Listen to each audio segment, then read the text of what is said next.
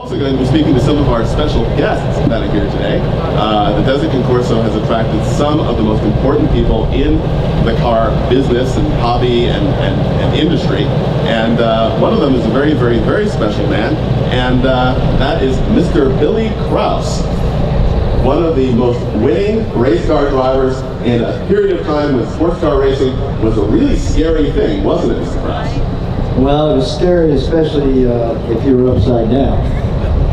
The first rule was always keep the dirty bits down. Yeah, that's right. Keep the wheels on the ground. It was amazing. It was a lot of fun. I came out of small open-wheel dirt track cars, and the first sports car I drove was a D-type Jaguar, which is a 190-mile-an-hour car. I was about 23 years old. I started an SCCA race. They put me in the middle of the pack, about 15th. And they said, "Now, don't you try to win this race. We don't want you to hurt anyone." I said, "Okay." I found myself running second about 3 laps from the end. I didn't know what to do because I could have passed the car that was leading, a Ferrari. On the last lap, I just pulled up beside him just to kind of let him know I was there, and he spun, so I won anyway. This was all planned, I know it was. Yeah, right. This was not made for TV. This was real. And speaking of somebody that goes from dirt track races immediately to a D-type Jaguar, you sort of built a reputation as somebody who could sort of step in and drive the hairiest cars when other people were afraid to do it. Isn't that right? Well, it kind of turned out that way. Sometimes it wasn't by intent, but at Daytona, I was there to drive a 327 on the new Springways, and they came out in 63 for Mickey Thompson Chevrolet. And it turned out that they also had 2 427s for A.J. Floyd and a couple of NASCAR guys. They qualified in front row, and recently morning, Junior Johnson said, "I'm not driving this thing." It was a 187-mile-an-hour car. So Mickey came over to me and said, "Here, get your helmet, you got to drive." I got in, I said, "I can't reach the pedals." Jim Johnson weighed 250 pounds, I weighed 155. So Mickey got a blanket, pulled it up, put behind me, and off we went. I led the race for quite a while, finished third finally.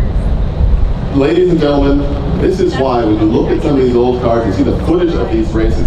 These men were heroes. One of the most wonderful race cars that you drove is right over here on the field, and if you could walk over there, it'd be absolutely terrific. It's a Maserati 450S, and we were chatting a little bit earlier about it, and you said that your favorite thing about this Maserati, the thing that convinced you that you wanted to drive this car, was what? Well, actually the owner bought the car and intended to drive it himself, which was a 2-day event, and he tried to drive it on Saturday, and steering him to death. So he called me Saturday afternoon, and I came out Sunday, and started last and finished second. But what I loved about it, when I went over to the car and he fired it up, it shook the ground. I said, "This is my kind of car, I like it." Well, Carol and I competed head-to-head in both the 450S Maseratis first, and then in a couple of different Birdcages. I was the last guy to pass him on the racetrack before he retired in 1960, and that was at Laguna Seca, the week after the Times Grand Prix. And he started up front in the second 100 miles. I had to start in the back because I didn't finish the first 100. And I caught him toward the end. He had a Birdcage, I had a Birdcage, and I couldn't get by, trying to get by, couldn't get by toward the end of the race.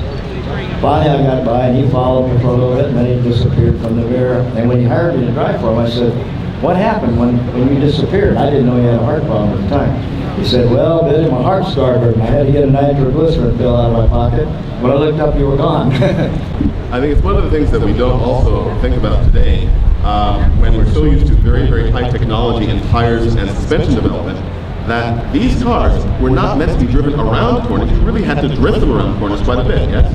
Well, that's the only way to do it and go really fast. That's right. Because if you got to just drive through the corner, start to push the front end up, start the speed off, and your exit speed is not good. The Birdcage, I could actually drive in the corner sideways and get on the power and drag the brake at the same time. And then when I got to the apex, I just took my foot off the brake.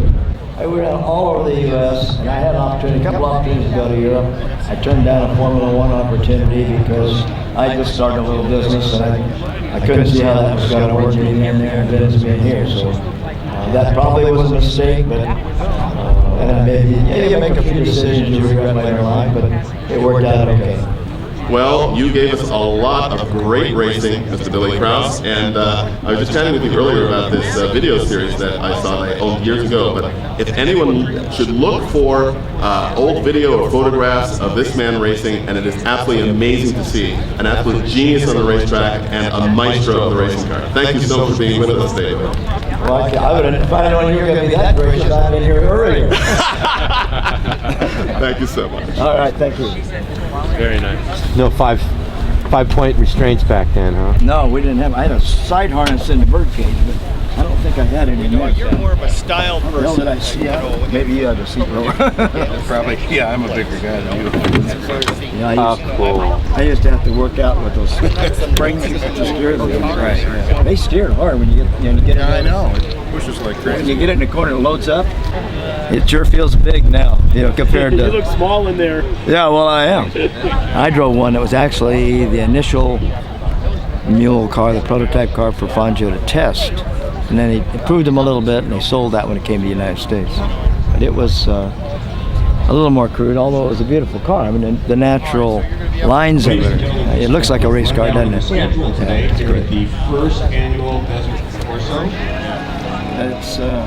It's a real sports race car.